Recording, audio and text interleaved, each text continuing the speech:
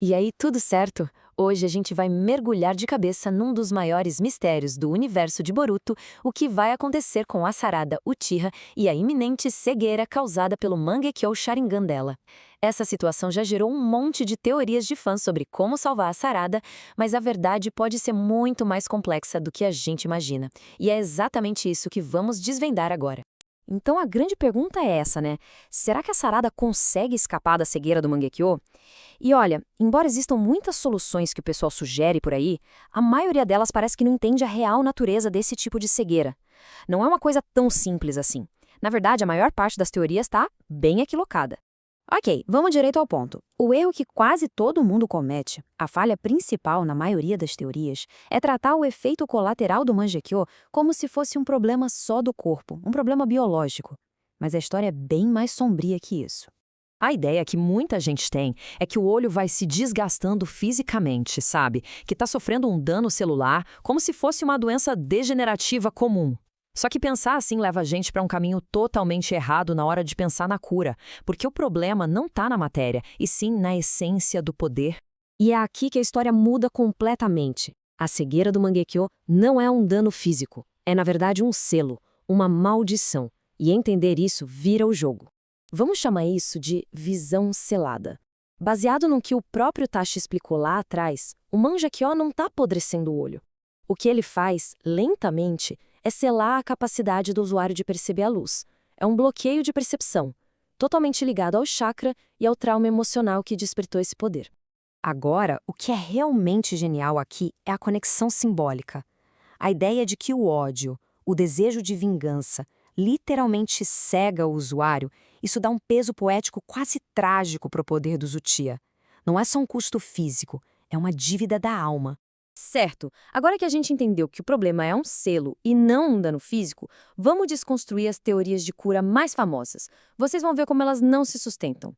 Olha, sempre que essa discussão aparece, duas coisas surgem na hora: o Byakugo da Tsunade e da Sakura e as células do Hashirama. E sim, para a regeneração física, elas são incríveis. O problema? Elas curam o corpo, regeneram células. Mas como é que se regenera algo que não está quebrado, mas sim selado? É como tentar apagar uma maldição com um curativo. Simplesmente não vai funcionar. Aí alguém pode pensar, então é só trocar os olhos. Mas, de novo, não é bem assim. Se o selo está ligado ao poder e à percepção do próprio usuário e não ao globo ocular em si, não adianta nada pegar um olho qualquer, mesmo os Sharingas do Shin e Uchiha, e colocar no lugar. O problema não é a peça, é a alma do usuário. E tudo isso nos leva para um único caminho. A única solução que a gente viu funcionar de verdade na história de Naruto para resolver esse problema devastador. O Mangekyou Sharingan Eterno. E o ponto aqui é que isso não é bem uma cura, é quase uma ressurreição. A fusão dos olhos de dois irmãos cria algo completamente novo, um poder que vai além da maldição original.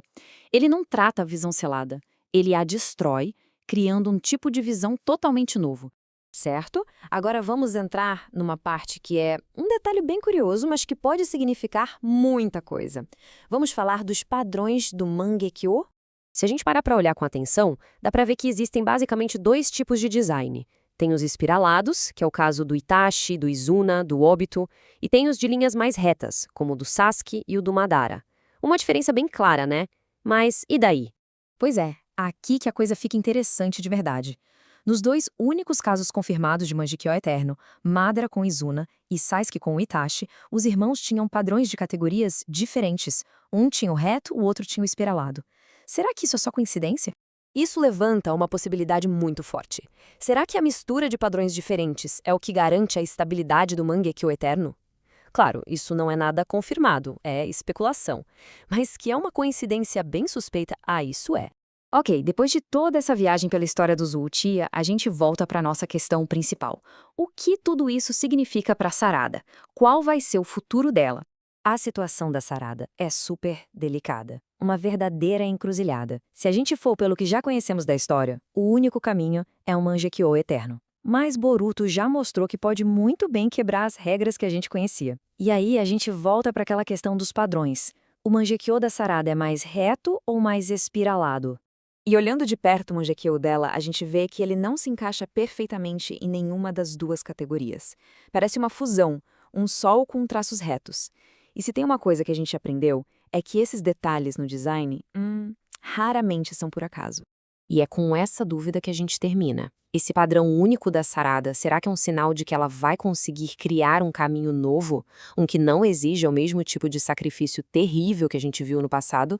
Ou será que ela está fadada a seguir a mesma regra trágica do Uchiha, caminhando para a escuridão? A resposta vai definir não só o destino dela, mas todo o legado do clã. Fica aí a pergunta no ar.